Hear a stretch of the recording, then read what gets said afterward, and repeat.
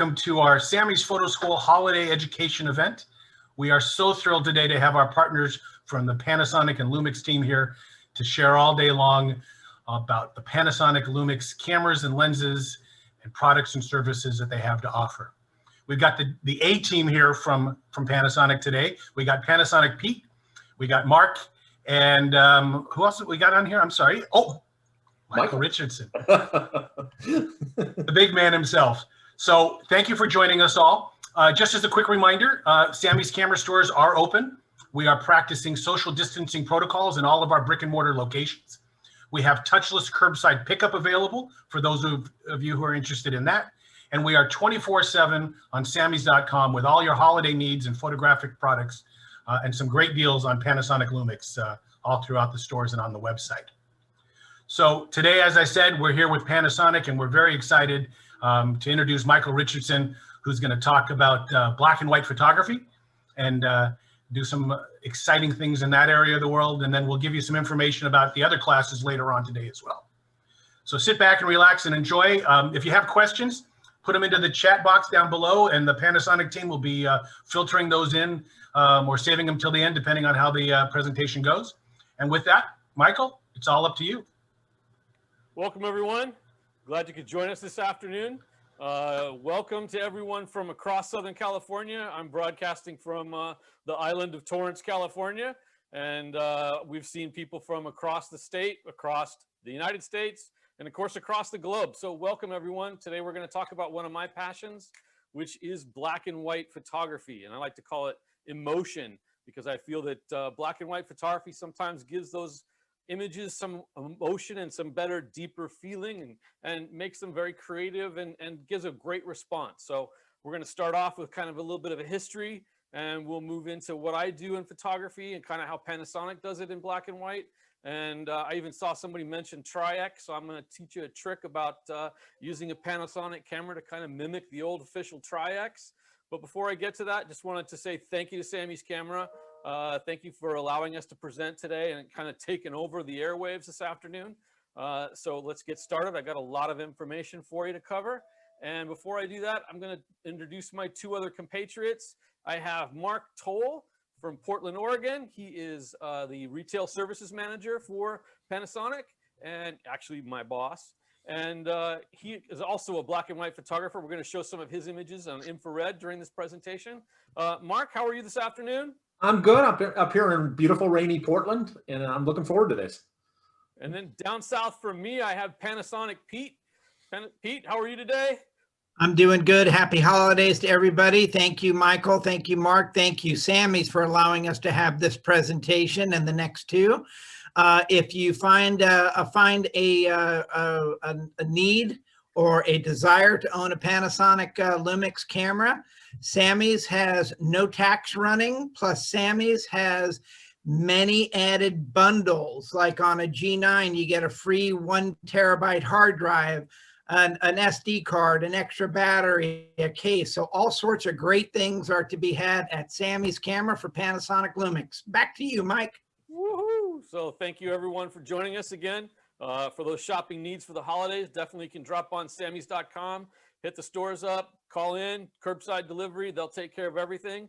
And let's get started about black and white photography. One thing I want to mention, those two gentlemen that I introduced are going to be monitoring the chat. So if you would, any questions that you have during my presentation, drop them in the chat. They will definitely answer those. Or if it's something that they feel that they want to bring up to the entire audience today, they will then take in, kind of let us know and jump in, and we will answer those questions kind of live in the presentation, or we will try and answer them toward the end. I'm going to start off with one other thing that I want to mention is that this afternoon, we are running the entire afternoon. So we're running from this presentation, then into another one right at 3 o'clock. So if we do run a little bit late, we'll be punching a link in there and you can actually join us in the next one if we need to cover some more questions. So because there's a ton of information, let's get started.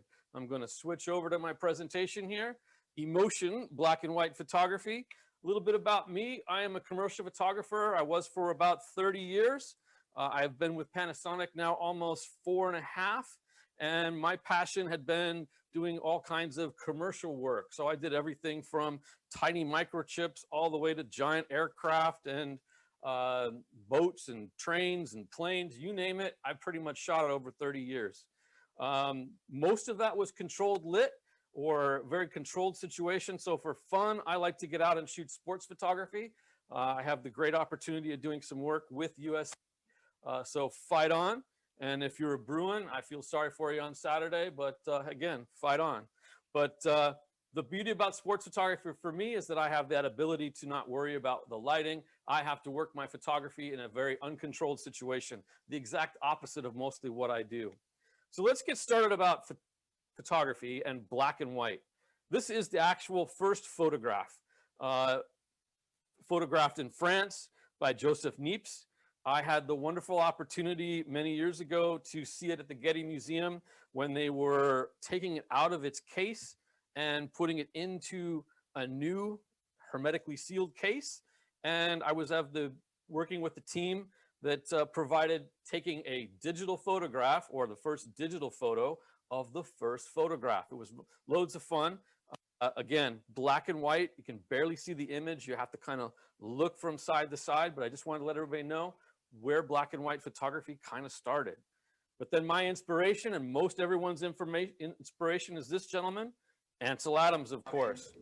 And Ansel was a fantastic person. And here we are. This is Ansel Adams on top of his car. He went out into the Sierras and Yosemite, of course, as we all know him, to take amazing photographs with large format photography, and always was a master at how he printed those images and got that emotion out of his black and white images. So here, for instance, is probably his most famous photograph, which is Moonrise over Hernandez. And if you look on the left and look on the right, those are actually the same photograph. Ansel printed as he got older in different ways and created different emotion for the same photograph. The fun story about this photo is really, he was driving down the road, saw it. It was something that happened really fast. He really just kind of set up, shot it, got a negative, and moved forward. This was not something that he had planned and did a lot of work. And here's an example of how these images have changed as they move through time. In 1941, when that original image was photographed, he printed it kind of flat and a little bit more monotone, or more, in the mid-tones. In 43, it started to go darker. In 62, it got even darker. And as he moved along in his progression, in 1975, you can see the image very, very dark, very black, and very crisp whites. Yet the one thing I will let you know, and of course, when we're watching it here on a presentation like this over the internet, you really can't see the details for it. But if you ever have the opportunity to see an Ansel Adams print, specifically one that he printed at an exhibition, I would definitely plan and make time to do so, and very much take a look at the details that this man could hold, not only in the highlights, but also in the blacks and all the midtones. That's what he's known for, is just the craft of what he was able to do in the darkroom. So here is Moonrise over Hernandez as it was in 1975, that darker version. Yet you can notice all the tombstones in the buildings are pretty crisp and contrasty in comparison to the way in which he originally printed that image. Here's a little bit about what he did. The sky was of such low saturation blue that no filter would have had much effect. Considerable burning, darkening of the top of the image, dodging, lightening the middle area are required. He held back the shadow, lake, and foreground for about 3/4 of the exposure time. This is all printing skill, using a consistently moving card and held relatively close to the lens. Lake surface is burned in later to balance the amount of dodging and surrounding hills and foreground. So you can see that he's done a considerable amount of post-processing, or as we would call it, Photoshop work in this day and age. But Ansel was definitely a master at how these images worked and looked differently. Here again, you can see the differences between an early Ansel Adams of the same image. Look at the difference in the buildings, look at the difference in the sky, look at the difference in the clouds versus the later image on the left. I really prefer the image on the left, but if you find and you research this image, it's probably the one image that is sold in auction for the largest amount of money. And those are the print on the right, believe it or not. And the reason being for that is there are so few of that earlier printing. But again, Michael, can you raise your screen? None of us can see your screen. You're not sharing it. Hold on. There you go. Got it? Yeah, that's do working. this. I'm going to pin it. How's that? Still small on mine. Big What's on everybody mine. else seeing? It's full size on mine. Yeah, it was full size on mine. Okay. I think it's fine. Just keep going. You got it. So, master of his craft. Beautiful. Look at these images. Grand Teton on the right, Yosemite, we all know, on the left. Super dark, yet giving that emotion to these images and getting this really, really great look. And we'll just do a couple more Adams images here just to give you some feel of master of craft of black and white. Probably my other favorite image is this one, the monolith. Red filter. We'll talk about filters in black and white and using colored filters to change the way in which things look. And this, getting that great contrast and using a filter to deepen and darken that blue sky to give you that amazing, impressive black in that sky. My other favorite photographer, Brett Weston, going from, say, shooting landscapes to working with tabletop, but still working in the terms of black and white. Another master of this craft of black and white that I hope can get you guys really enticed on what great black and white is. Nautilus shell, again, Edward Weston. And out in Point Lobos, I believe, is this image. Driftwood and some sand. And here's my favorite three people for black and white photography. Ansel Adams, Imogene Cunningham, and Brett Weston. There's a group called F64. Stood for everything in focus, everything in beautiful detail. They were known as the group F64. Imogene Cunningham, also a master of the portrait in black and white. And then her favorites were also flowers, working with calla lilies, working with the crisp whites, deep dark blacks, but still holding those details in all those deep midtones and super bright whites that give you that impressive look in black and white. Kind of more of a high key. And then going the exact opposite, low key. But again, these are prints that I would love for you to be able to see when we are not in a COVID society, out on exhibition, because I can show you images here, but seeing the actual prints and the really, really great work of these photographers is super, super impressive. They were all shot on film. These are all images that are fairly old, but let's talk about film.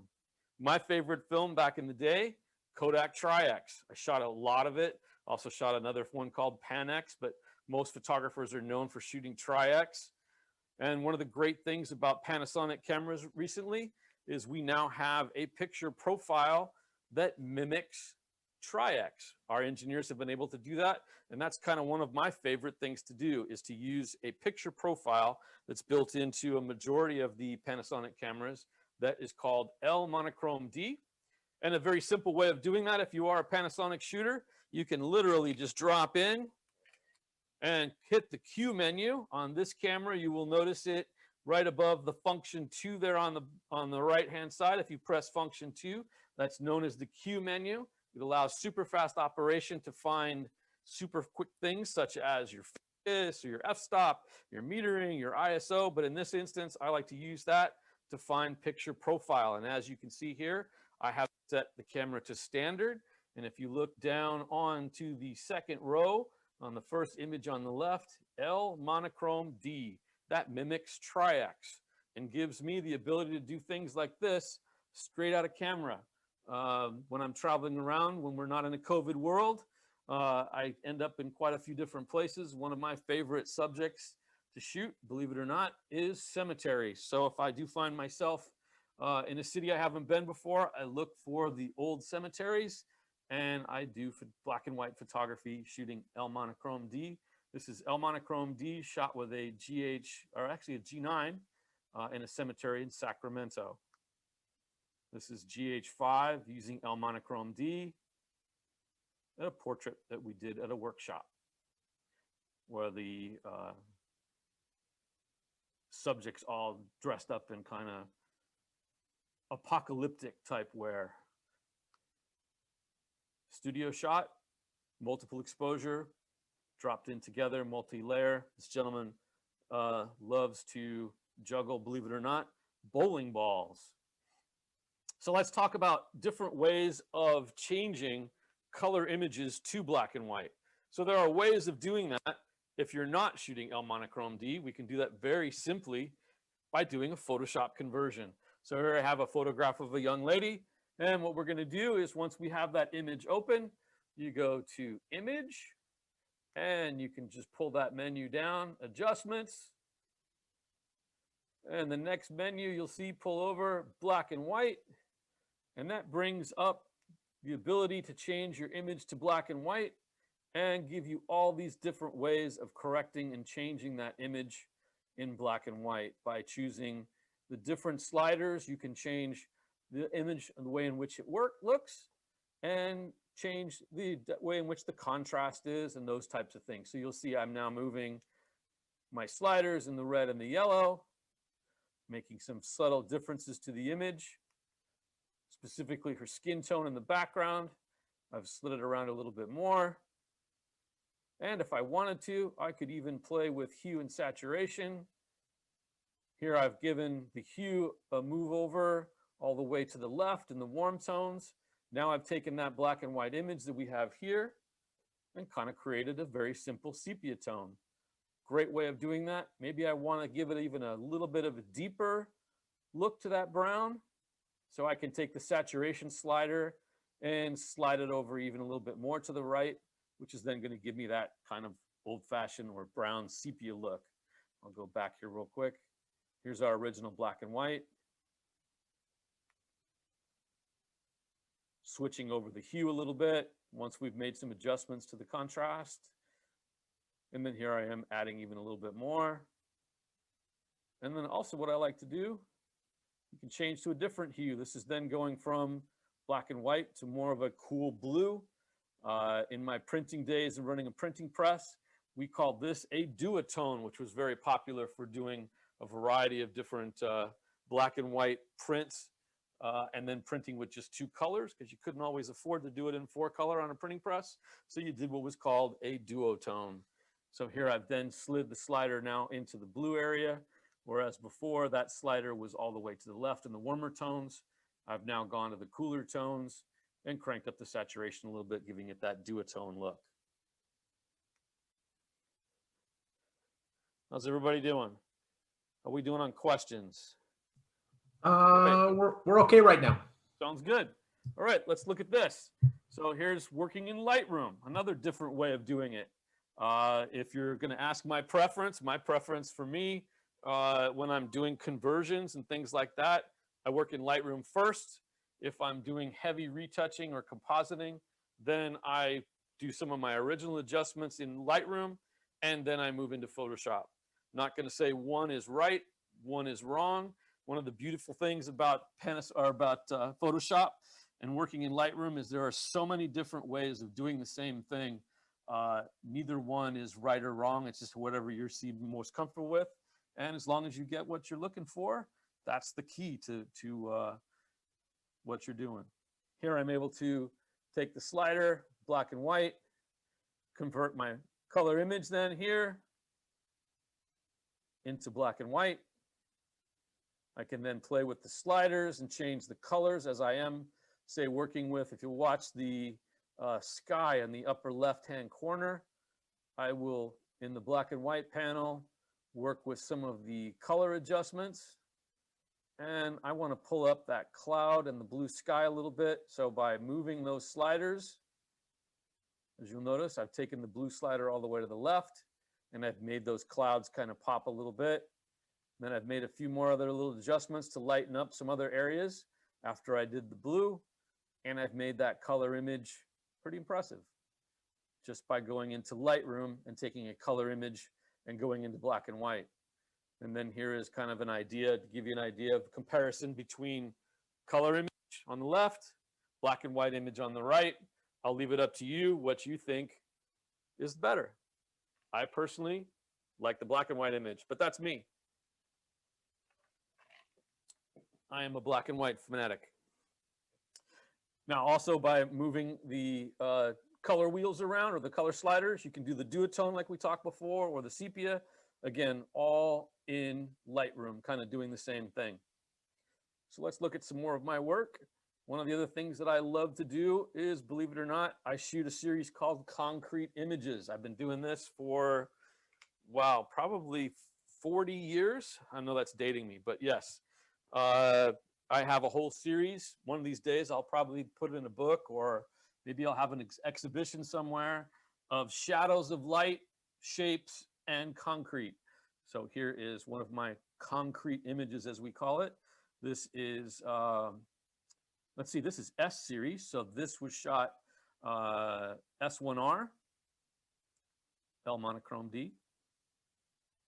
Same thing here, working with black and white. This is out in front of the fire station in Seattle. And just unbelievable what you can get, the tones of that, I guess we'll call it chrome, or the aluminum that this sculpture is made of.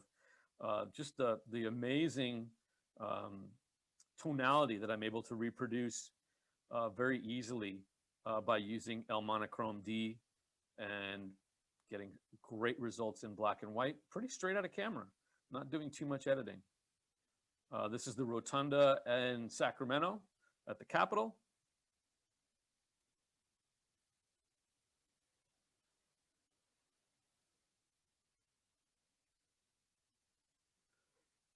And again, just another walkway in the Seattle area.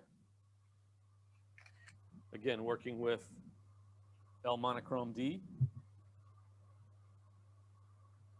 Michael, we have one question if you want to. Yes. I don't know if you were going to address it coming up or not. Do you use Silver Effects Pro, and do you have any suggestions?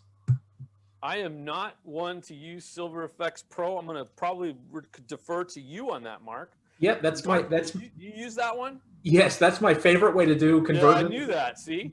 Yep, and Silver Effects Pro works in Photoshop and Lightroom, and it basically gives you some choice. It lets you do a lot of the settings for you and gives you different choices of different looks. It's made by a company called DxO. If you want to check it out, it's available for download.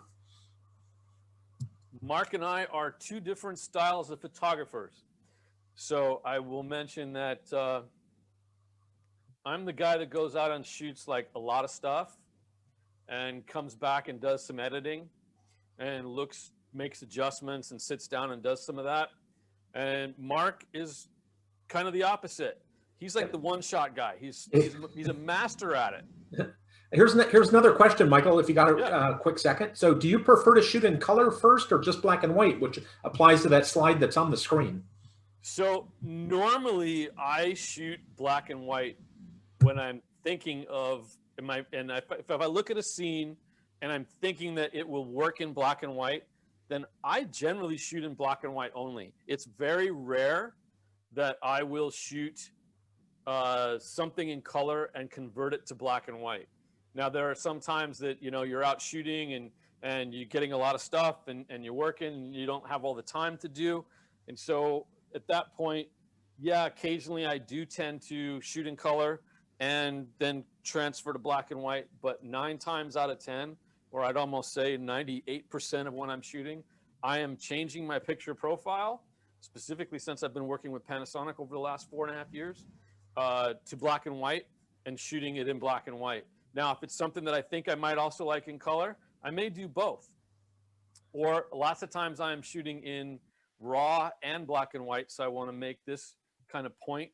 When you're shooting the files in raw and in color, the black and white is really only applied to the JPEG file. Raw is raw. It's going to come without any adjustments or any changes or anything. So raw, you're going to make those changes anyways. If you're working in a JPEG format, then you're going to see those things in those picture profiles. So again, which do we like, color or black and white? Here's work with a LX100 Mark II, one of my favorite cameras to go out and do street photography with.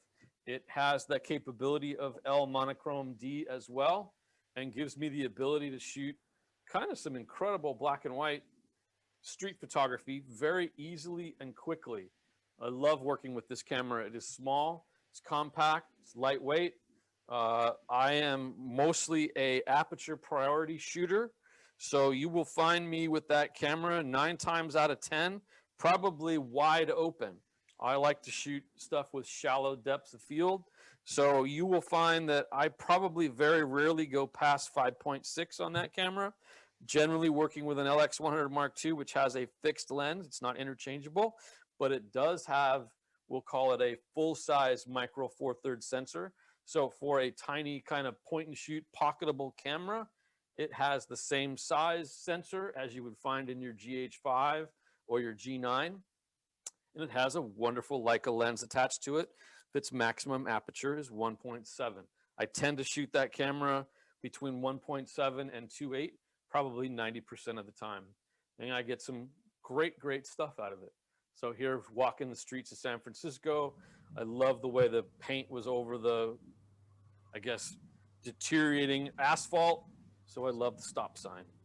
Michael, somebody asked if you still shoot any film. I have not. I'll get you ready for this. I have not shot any film in probably, wow, I'm going to say since 1989. So that's really dating myself. I made the transition to digital a very long time ago. And when I did, it was something that I was a studio photographer doing commercial work. And I had done a lot of research, and I finally found a camera that I felt was acceptable. And I'll just tell this quick story. So it cost a tremendous amount of money. My assistants and I decided we were going to run our studio lean and mean for about a year and save up money to buy this amazing camera that we did. And so we did. And it came to the studio in a box, and we put it in the corner. And the same day that it was delivered, we were going to do all some testing. Of course, we wanted to, try it all out before we worked with a client. And one of our big clients called and said, "Oh, I got this emergency job. I really need you to do it right away." So we said, "Come on over." I had E6 processing in-house, so I did that all in studio. So he knew normally he could bring a product in, we'd shoot it, and within 2 hours he could go back with his transparency and scan it. So he drops off the picture. He had dropped off the product. He had heard us talk for so many times about digital, and he said to me, "I wish you had that digital camera." And my assistant and I looked at each other and said, "Well, guess what? It's sitting over there. Haven't had a chance to even touch it." So we whipped it out, shot it. He was so impressed. I never went back shooting film again. I've been shooting digital ever since, whether I'm shooting large format or shooting 35 millimeter full frame or micro Four Thirds, whether I'm shooting Panasonic. Pretty much predominantly 100%, well, let's say 98% of my work is with Panasonic now, and I shoot between full frame and micro Four Thirds. I have not gone back to film, but I do miss the days of the darkroom, believe me. LX100 Mark II. We'll talk a little bit more about printing as we move along. I love printing black and white. I miss the darkroom procedure, but I don't miss let's just say the caustic chemicals and the smell and the cleanup and all that was associated with it. So I get amazing results out of printers currently printing black and white, and we'll talk about that as we wrap up. Here we are, some more street photography. LX100 Mark II, New York City, walking the streets. As you can tell, most of my stuff I like to print pretty dark, kind of like the Ansel Adams older era stuff, but I still like to maintain my highlights.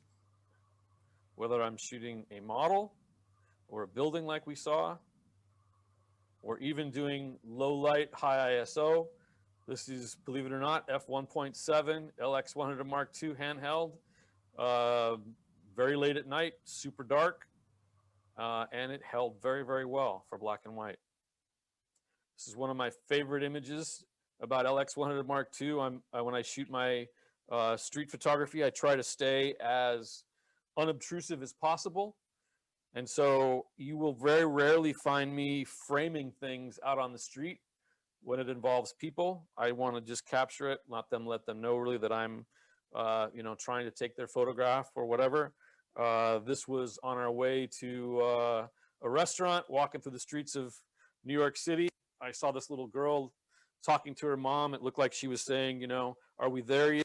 Or I got to go to the bathroom or whatever. Those of you that have all had young children, we all know what happens. And I just held the camera down on my side as we walked, click, click, click, hoped I got something. And when we sat down to dinner, I went back over the images and got this beauty. And again, very little straight out of camera, LX100 Mark II, shot at f1.7, aperture priority. I think my ISO is probably in the 1600 range, and very little adjustment. S model, S1, I believe, yes. LX100 Mark II.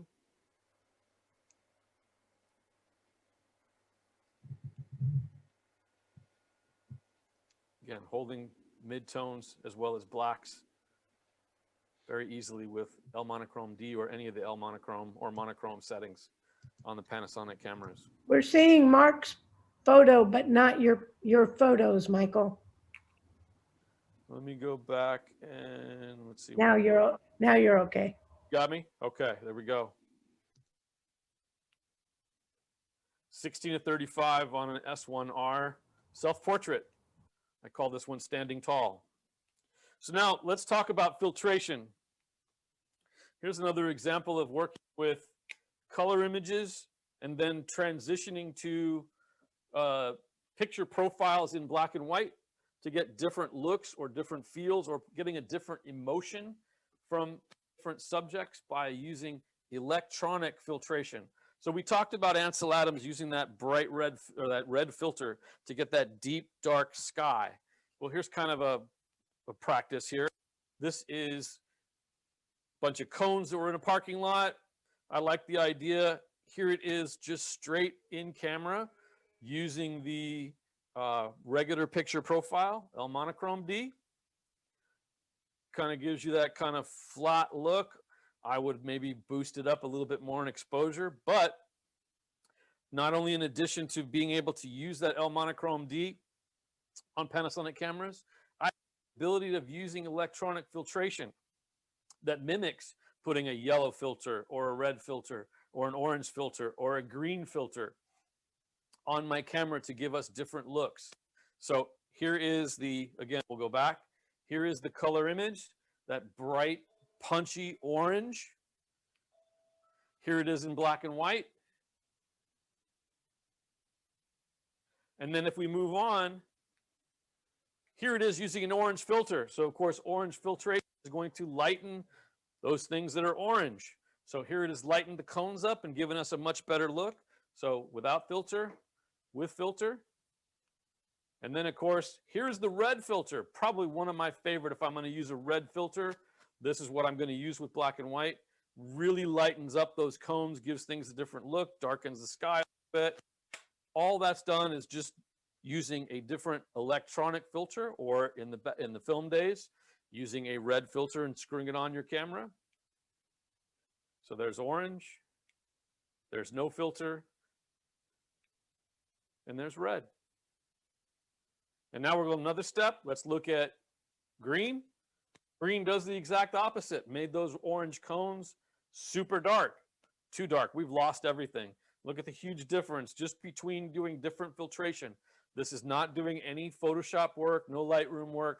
This is exactly how it came out of camera, just by using the different filter settings and creatively thinking through this process of what colors are in your image and how they're going to reproduce in black and white, and knowing what's going to give you the better effect and create that emotion that you're looking for. So there's green. The yellow filter, that's another one that a lot of people used to use. When I shot a lot of Tri-X, I actually used a yellow-green filter a tremendous amount when shooting medium format when I shot black and white. That was probably one of my favorites, was the yellow-green or the red. So let's go back. Here's just another angle, looking with the orange filter. Gives you a great look. Not sure what you think is better, but I kind of like that orange look. But I also really like the red as well. So let's run through here again. There's orange. Now here's another street sign, 3 different shots. Left is just a straight out of camera with no filtration. One in the middle, orange filter, lightens up that sign, darkens the sky a little bit. Far right, red filter. Look how much it's lightened that orange sign, and of course deepened the color of that sky dramatically. And now let's go one more step. I'm going to ask Mr. Toll to jump in on this. He has a infrared Panasonic camera, so he's had it modified so that it's black and white 720 nanometer conversion on his, I believe it's a GX8, and get some incredible black and white images. Mark, do you want to talk about these? Yeah, in fact, somebody just asked if we're going to talk about infrared, and yeah, Good, so guess what? this is a great thing that after you've bought a new camera at Sammy's, to take one of your old cameras and have it converted to infrared. Now, from then on, it will only be an infrared camera, but it'll take a picture like this. And infrared means it's recording a different wavelength, a spectrum of light that makes, you've probably seen these, it makes leaves on trees white, it makes anything grass white, but it gives you these very dramatic skies like in this picture here. And a lot of times if there's no leaves in it, you can't tell it's infrared, but it's incredible, especially when you live in a place like LA where it's very sunny. It's great in the middle of the day where color usually is not good in the middle of the day. So I don't know if you have any other samples of the infrared, Michael, but Oh, yes, I do. I got a whole group for you, Mark. yeah, in this picture, when I took this did not look anywhere near this dramatic, but you can see what it does to the leaves on the trees, and it really makes that blue in that sky go very dark. We're seeing Mark, not your picture again. Uh-oh. Hold on. Let me pin my view.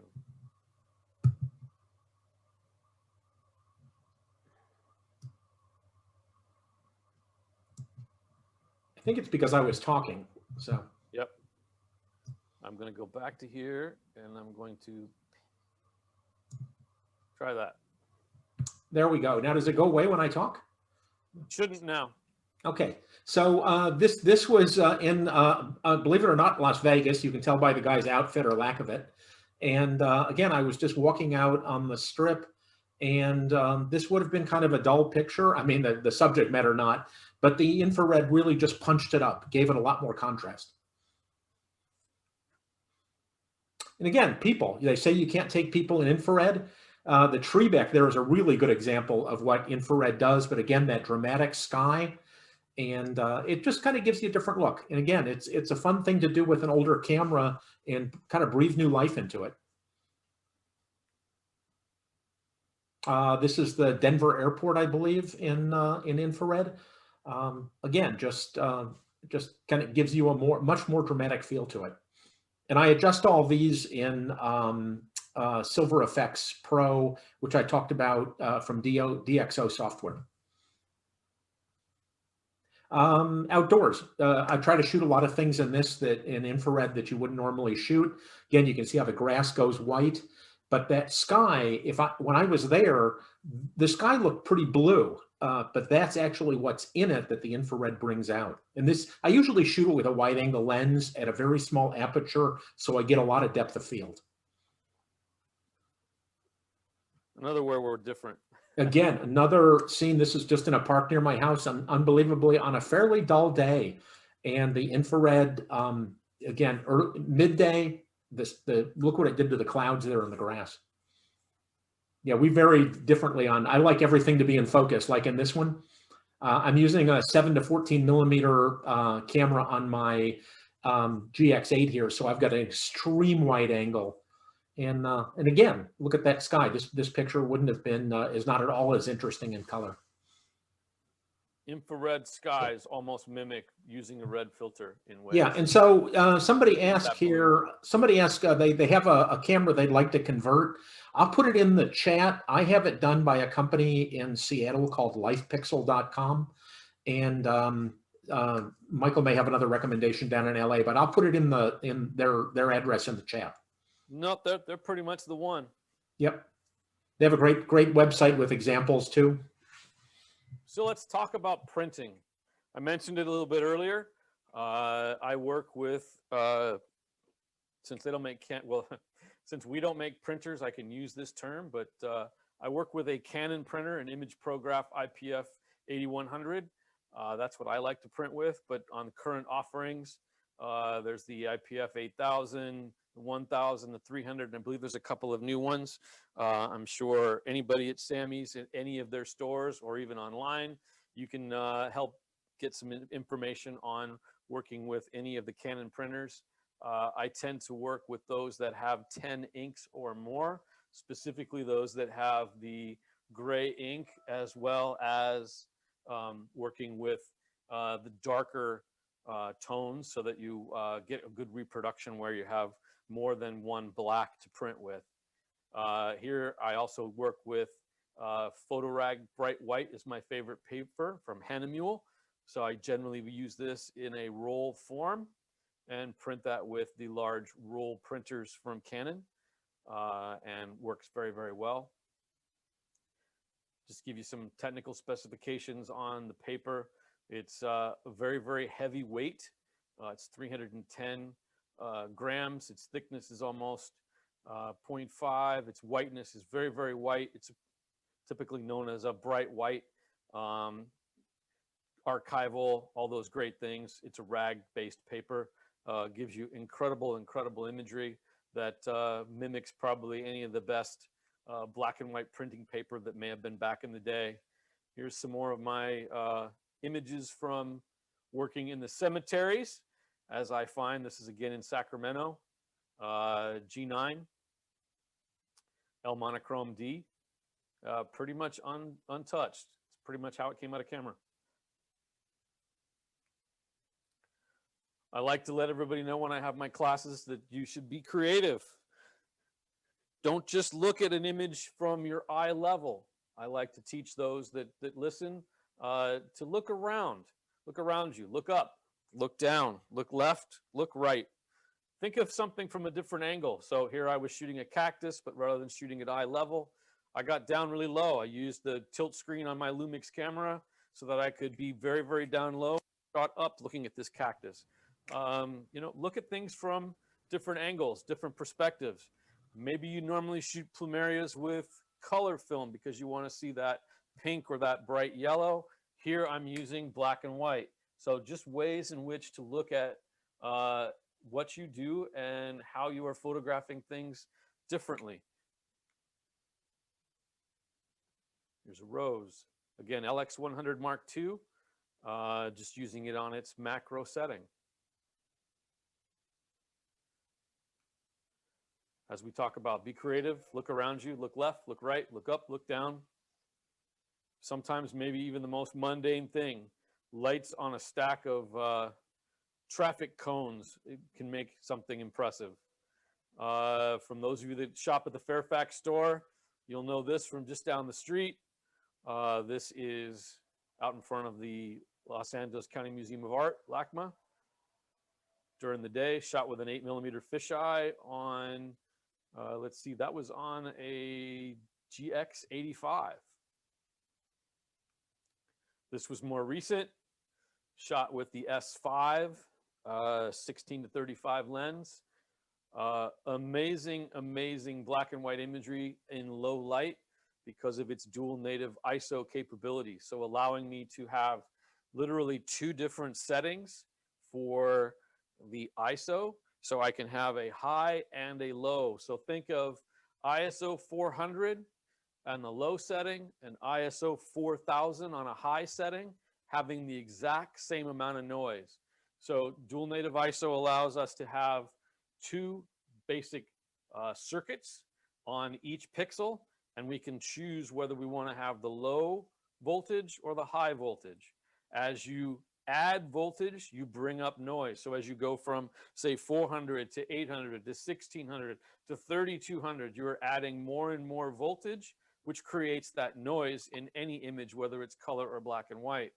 this camera, as well as, let's see, GH5S, S1, S1H, and S5 all have dual native ISO, which allows you to select whether you're high or low, or by when you ramp up to a certain ISO, it automatically switches over for you.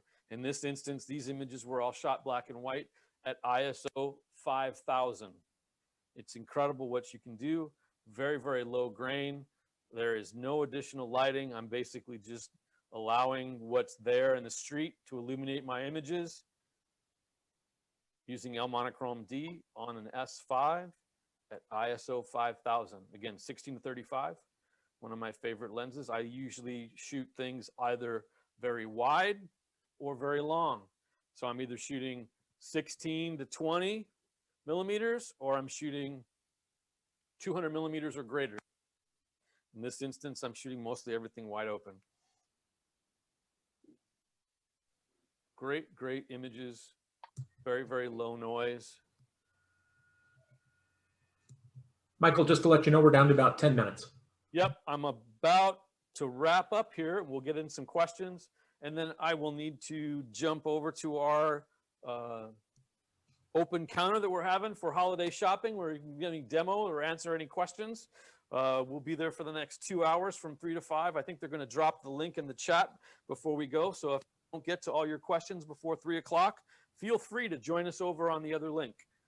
This is out in the streets. Just wanted to show this image. This, again, ISO 5000 is hardly lit by anything but just the street lights that are around. Again, very, very low noise, ISO 5000, S5. This is with the 28 to 72.8 lens. And just look at the details, and it's going to be hard to see online, but if you were to see this image, the details in the shadow. So the bark of those trees are not illuminated by anything but light bouncing off the sidewalk, basically, from that street lamp way out there. So just amazing, amazing quality in black and white imagery that we're able to get from the Panasonic full frame sensors at high ISO. Michael, somebody asked what the exposure time was on that one. Do you know? Believe it or not, this is about shot wide open at 2.8, ISO 5000, and I believe my shutter speed was 1/25 of a second. Thanks. Light painting with the composite mode. This is illuminated with basically a flashlight, doing a long time exposure, leaving the lens open. And we're going to wrap up and answer some questions. So this is me, Mike Richardson. I'm the Panasonic Lumix sales support representative. If you would need to answer any questions, or if you have any questions you would like answered, feel free to reach out to me via email. It's my full name, michael.richardson@us.panasonic.com. You can always give me a call at 310-628-3416, or you can shoot me a text at that number as well. Or you can find me on Instagram at mirrorless_Mike or Mike@Lumix. So, Mike, we do have a couple of questions. I'm going to go one more thing, and then I'll Oh, sure. jump into those questions. Sorry about that. I'm going to put out my thank you. So thank you to everyone for joining us. We had an incredible crowd, very great number of groups, some great questions. So thank you for joining us on your Tuesday afternoon at 2 o'clock. I'm going to introduce something new, one-to-one sessions. So if you do have any questions that you would need, or you need to do some shopping, or you're looking for a particular product from Panasonic and you want to talk to one of us about it, you can go to lumix.as.me and schedule a 30-minute one-on-one Zoom appointment. Feel free to do so at any time. Also, we'll be rolling out new classes in 2021. We did Lumix University a couple months ago. We did it twice. It was very, very popular, Photo 101 and 102. We'll be rolling out Video 101 and Video 102 in January, and we'll repeat it in March. And we will bring Photo 101 and 102 back in February. So you didn't get a chance to catch them the first time, you can catch them again in February. Great classes. I love to teach, gets great interaction. And you get, if you do 101 and 102, you even get a diploma that says you graduate from Lumix University. So let's get into our questions. Again, a thank you to Sammy's Camera for allowing us to present today. Thank you for joining us. Hope you enjoyed our presentation. Thanks to everyone that tuned in from across the world. And what do we got for questions? Somebody asked here, hold on, lost my place here. Could you address how you use exposure adjustments or any other adjustments to get the tonality you want? For instance, do you underexpose to get darker blacks? Very, very good. Very good question. So I'm going to roll this back into Panasonic too. And this is possible with any camera, but I do find that the reason I shoot a lot with Panasonic is the ability for mirrorless to use what's called a setting called constant preview. Constant preview allows me to see exactly in the viewfinder what I am recording. In other words, what I see is what I get.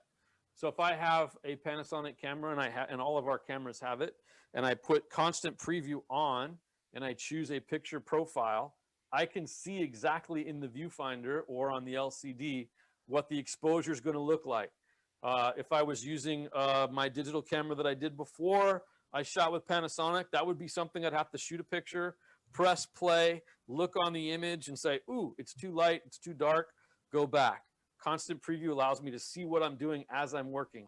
Allows me to work really, really fast and very, very quickly, which is one of the reasons I really enjoy using the Panasonic system and talking to everybody about it. Now, in that instance, if I see that I want to get that black darker, or I need to underexpose that slightly, yes, I do a lot of, it's like I mentioned, I use aperture priority, and I probably shoot a lot of stuff wide open or per the open aperture rather than stopping down a lot. Then I use the exposure compensation button all the time. So if I see something in the viewfinder that's you know, a little bit too light and I want to underexpose it, I can just tap the plus or minus key for exposure compensation and dial it down a little bit, whether that's a quarter, a third of a stop, 2/3, full stop, 2 stops, whatever. In fact, I was shooting some stuff this morning and I shot it 2 stops under exposure from where the meter told me to, because that's exactly what I was trying to do, give it that kind of deeper, ominous look. And so that gives me the ability to do that. So I will use exposure compensation to give me the look that I want in any way that I'm looking for to kind of creatively pre-visualize that system. Yeah, I couldn't agree with you more. I shoot a lot in program or even intelligent auto, and I still use exposure compensation to reduce my exposure by, like you're saying, a stop or more, especially in black and white, you know? I think you'll find that my camera is always set to minus 2/3, and that's kind of like my go-to place. I always underexpose by 2/3, and I've always done that for a long time. But then if I am seeing what in the viewfinder, even at minus 2/3, it's not what I like, then I will make that adjustment by pressing exposure compensation and making that change. Here's another one. What filters do you recommend for those who don't have Panasonic cameras to help boost and deepen colors? So just like we talked about those electronic filters, we talked about, I like yellow, green, and I like a red. You know, any of those colored filters. And you can, if you don't have a Panasonic camera, you can buy those filters at Sammy's, Right. and put them on the lens. Yeah. You can just use a glass filter that's red or a glass filter that's yellow. I find yellow, green, and red are probably the most popular and kind of the colors that I use most of the time. Just an FYI, I did notice that they popped up the Zoom meeting for the next one that we're doing at 3 o'clock. So if we don't get to your question or you want to join us for some one-on-one service, feel free to jump into that link after 3 o'clock. Exactly. That's in the chat right now. Yep. Yep, I see it right in the chat. Okay. And that covers all of our questions. So, Can you- oh, wait a second. Hold on. We have one more. Actually, Mike, Go ahead, Pete. Go ahead, Pete. hey, Mike, and yeah, there you go. Thank you. That's what I needed for you to do. Pop up your information again. Yep, I saw that. Let's see, who was that? Jerry said, please re-show the image of my contact info. There you go, Jerry. So, And then Michael, what- oh, And sorry. then what annual paper do you recommend? It's Hahnemühle for printing, and it's the Photo Rag. Photo Back to that rag. too. And one last question, Michael. Somebody asked, is Micro Four Thirds cameras better for black and white pictures? No, I mean, you'll get you'll get more, let's say, dynamic range out of, say, a full frame sensor, but it's not one versus one better than the other. Definitely not. In fact, a lot of what you've seen here, except the high ISO, was all shot with micro four thirds. So here's PhotoRag Bright White.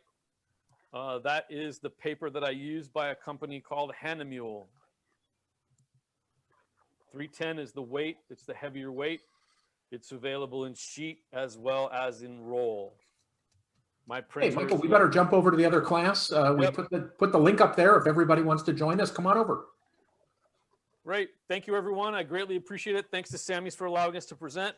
I hope you learned something. I did get some feedback from you, so thank you very much for that feedback. I always love hearing that you enjoyed my my little bit of hour there. So wish everybody a safe time out there in this COVID world.